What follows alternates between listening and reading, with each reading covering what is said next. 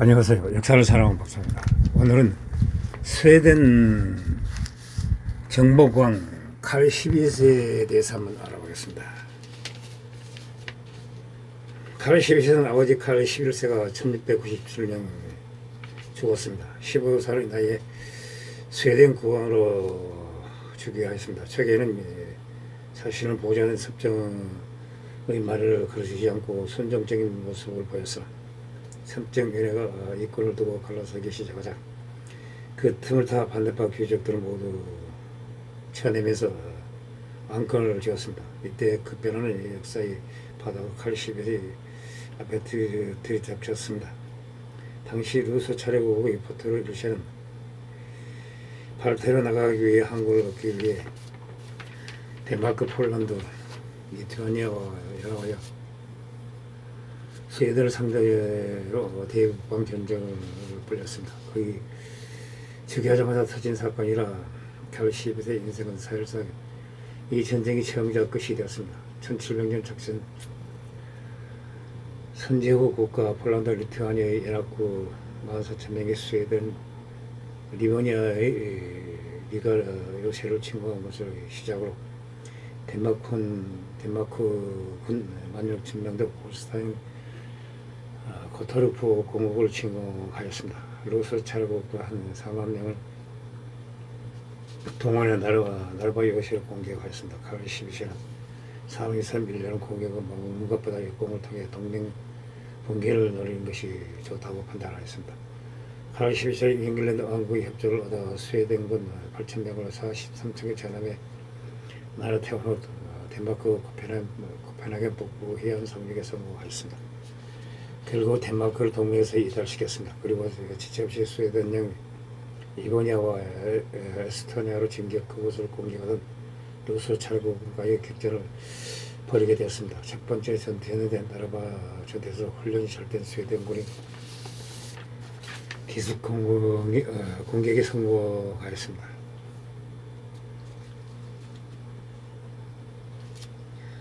동시에 루소 차례국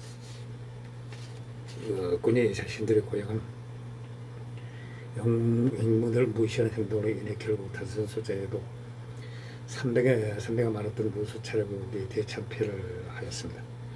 무게된 물론이고 생제명까지 몰살됐던 상황이라 모스크바로 바로 진격했다면 포트로 요새 또는 방법이 없었습니다.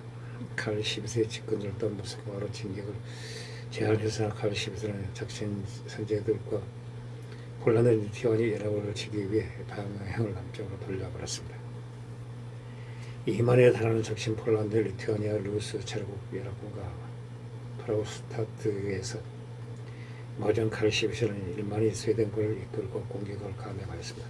그야말로 압도적인 승리를 거뒀습니다. 이때 스웨덴군의 전사자는 400명, 연합군 전사자 7,000명, 포로 7,000명이었습니다. 2년 후인 1702년 펼쳐진 크리스포 전투에서는 천재적인 전략으로 폴란드, 리투아니아 연합군을 박살내버렸습니다. 폴란드 북부를 휩쓸면서 폐허로 만들어버렸습니다. 결국 폴란드, 리투아니아는 항복하였고 작전 선제 후 아우구스트 2세를 피해시켜 스웨덴의 편에 서게 하였습니다. 이때가 그의 전성기였습니다. 스웨덴을 침공한 세력들 중 포트로 1세가 포트에 있는 루소 차례국만이 남게 되었습니다. 칼 12세는 곧바로 기술을 돌려 모스크바로 침공을 하였습니다. 그 사이 포트로 1세는 군사를 원상복구하는 데 성공하였습니다. 1708년 7월로 올로프친 전투에서 루소 차례국을 격파하였습니다. 스몰렌스크의 강력한 저항에 발이 묶인 칼 12세와 스웨덴군을 청량 전술과 동장으로 인해 병이 퍼지면 막변 피해를 입었습니다.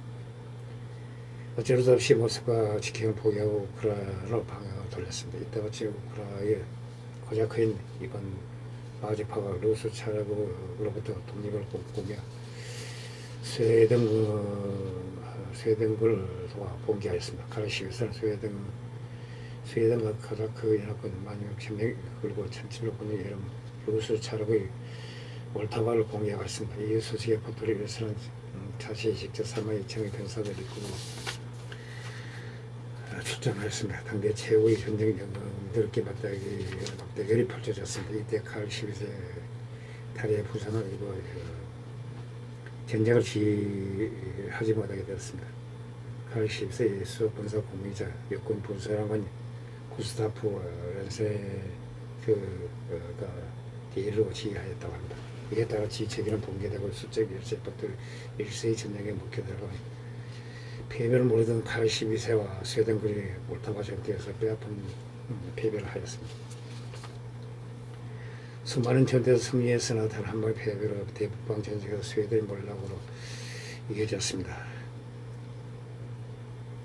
결국 수많은 승리에도 불구하고 단 한 번의 전투에 의해 승패가 갈릴 만큼 스웨덴의 제국이 작았다고 볼 수 있습니다. 패배한 칼 12세는 너무나도 깊숙이 징계에 있었습니다.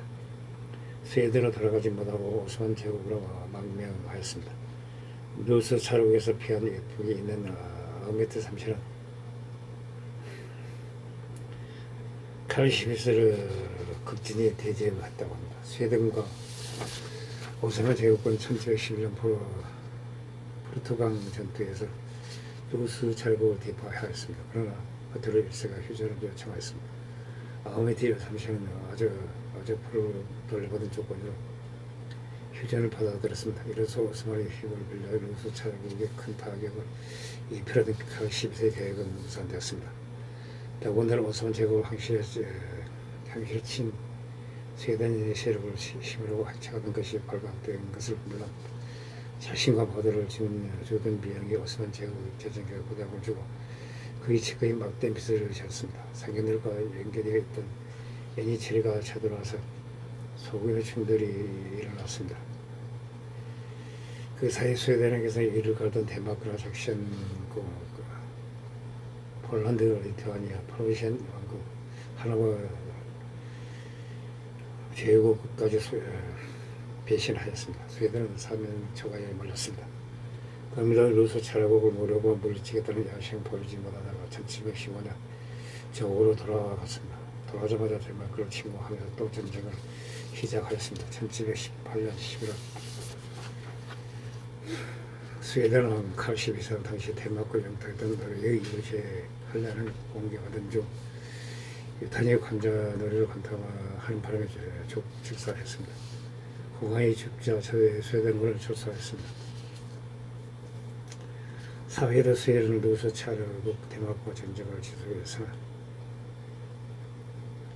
결국 1220년 니스타드 조약으로 전쟁을 끝냈습니다. 이 조약으로 스웨덴은 17세기 핵등 파티의 연합과 국토의 대부분을 상실했습니다. 러시아는 파티로 당한 철구를 열어 유럽 일원으로 발돋움하기 시작했습니다. 칼 12세 죽음 이후 스웨덴은 열강으로 탈락하게 되었습니다. 오늘날 스웨덴인들은 그가 전사한 것을 아쉬워하는 경우가 있습니다. 하지만 당시 스웨덴의 민심은 20년에 달한 전쟁으로 인해 나라가 피폐해졌습니다. 칼 12세는 전쟁을 고집하여 이러니 함락해진 상태였습니다. 국왕에서 연사에 따른 소식을 들었을 터이보다 평화가 왔다고 기뻐하는 분위기였습니다. 우스란 엄살도 이런 배경에서 나온 것 같습니다. 칼 12세의 죽음에 대한 견해는 두 가지가 있습니다. 하나는 제우스가 발사한 탄이 이것에서 발사한 포도탄을 맞아 죽었다는 것입니다. 칼 12세가 사망한 참호의 주변은 이것에서 쏜 총탄과 포탄의 희생자가 많이 나던 곳이었습니다. 그의 모자에 난 구멍이나 머리 상처는 내린 탄소에 발사된 포도탄이 만든 것들과 유사합니다. 또 하나는 암살을 당했다는 것입니다. 왕이 너무 갑작스럽게 죽었기 때문에 암살은 다방 당시로부터 꾸준히 있었습니다. 사진을 보면 관자놀이 구멍이 너무 커서 사연이 유탄이 아니라 키스로 관자놀이에 쏜 저근접 사격을 보인다고 합니다. 또한 시신을 발견 당시 체막에서 엎드린 채로 발견되었습니다. 시신 의식을 정면으로 바라보고 있었지만 중성은 가로로 났다는 점도 이상합니다. 게다가 그의 주변에 여러 사람들이 있었지만 아무도 왕의 죽는 모습을 보지 못하였습니다. 나아가 한 병사가 칼 12세의 시신에 함동 단추를 만든 총알을 수거에서 복원했던 얘기였습니다.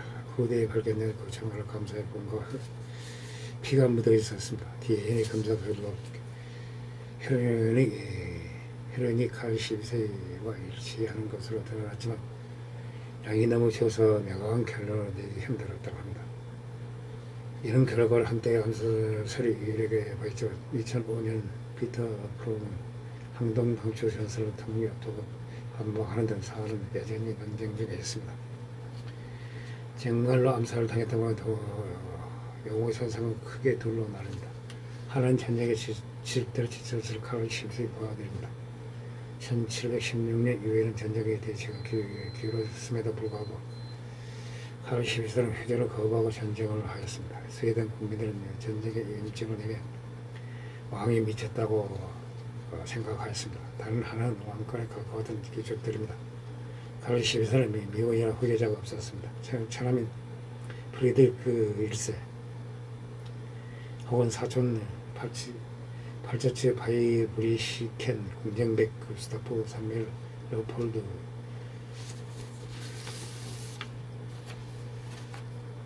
등의 잠재적 계승자들이 왕위를 거르고 암살을 했다는 설이 있습니다. 1917년까지 시간이나 부검을 했음에도 결론이 나지 않았습니다. 지금도 스웨덴 역사학교 학교에서는 칼 12세 죽임이 암살인가 전사인가 하는 논쟁이 있습니다. 2022년에도 탄도실험과 왕의 계획을 납품이 있다는 사실을 바탕으로 고독탄에 제거에 당하다는 설이 있습니다. 당시 루스 차르고 포토리 러시아 발테로 나가기 위해 항구를 얻기 위해 데마크, 폴란드, 리투아니아 연합의 스웨덴을 상대로 북반 전쟁을 하였습니다. 거의 지켜자마자 터진 사건이라 칼 12세의 인상은 사실상 이 전쟁의 책임적 것이 되었습니다. 1700년 작전 선제국과 폴란드, 리투아니아 연합은 14,000명의 스웨덴령 일본이아의 리가 요새를 침공한 것으로 시작으로 데마크 혹은 16,000명 등 홀스타인 고트로프 공국을 침공했고 루스 차르국 또한 3만 명을 동원해 나라가 요새를 공격하였습니다. 칼 12세는 사방에서 밀려오는 공격을 막는 것보다 역공을 통해 동맹 동계를 노리는 것이 효과적이라 판단하였습니다. 칼 12세는 잉글랜드 왕국의 협조를 얻어 스웨덴 8,000명을 43척을 전함에 나라 태워 데마크 편하에 복귀한 성공하였습니다. 결국 데마크를 동맹에서 이탈시켜버렸습니다. 그리고 지체없이 스웨덴령, 리오니아와 에스토니아로 진격하였습니다. 그것을 공격하던 루스 차르국과의 격전을 벌이게 되었습니다. 첫 번째 제휴된 나라바 전투에서 훈련이 잘된 스웨덴군이 기습 공격에 성공하였습니다. 동시에 루스 차르국군이 자신의 과연 영맹들을 무시하는 행동으로 인해 결국 단순 숫자에서 새벽에 말했던 루스 차르국군이 참패를 하였습니다. 무기들은 물론이고 정예병까지 몰살됐던 상황이었습니다. 만약 모스크바가 바로 진격했다면 포토로 1세 또한 손쓸 방법이 없었고 칼 12세의 측근들 또한 모스크바로 진격을 제안했으나 칼 12세는 작전 선제국가 폴란드, 리투아니아 연합군을 치기 위해 방향을 남쪽으로 돌려버렸습니다. 이 말에 따른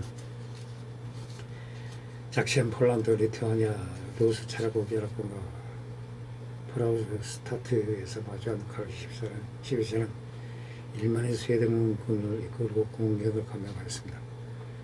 그야말로 압도적인 승리를 거뒀습니다. 이때 스웨덴군의 전사자는 400명, 연합군은 전사자 7,000, 포로가 7,000이었다고 합니다.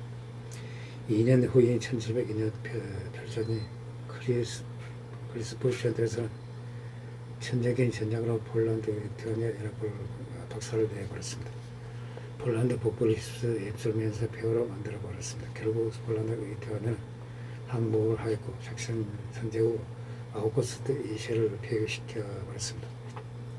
스웨덴이 패해서 이때가 그의 전성기였습니다. 스웨덴을 침공해온 세력들 중 로토리 1세가 버티고 있는 루스 차르고문에 남았습니다. 칼 12사 곧바로 개수를 돌려 모스크바로 침공을 감행하였으나 그 사이 포토를 일제를 군사로 원상 복구하는 데 성공하였습니다. 1708년 7월 홀로 붙인 전투에서 루스 차르고를 격파해버렸습니다.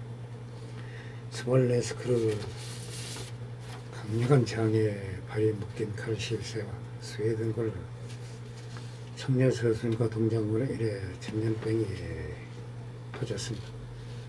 막대한 피해를 입게 되었습니다. 어쩔 수 없이 모스크바로 직격을 포기하고 우크라이나로 방향을 돌렸습니다. 우크라이나의 코자크인 이반 마제파가 루스 차르고로부터 독립을 꿈꾸고 있었습니다. 스웨덴군을 도와 봉기하였습니다. 칼 12세는 스웨덴과 코자크 연합군 16,000명을 이끌고 1700군의 이름즈로서 차르고리 몰토바를 침공하였습니다. 이 소식에 잡은 포토를 일세는 자신 직접 42,000명의 병사들을 이끌고 출전해 당대 최고의 전쟁 영웅들끼리 맞대결을 하였습니다. 이때 칼 12세가 부상을 입어 지휘를 제대로 하지 못하였습니다. 즉 군사 공무원이 지휘를 하게 됐습니다.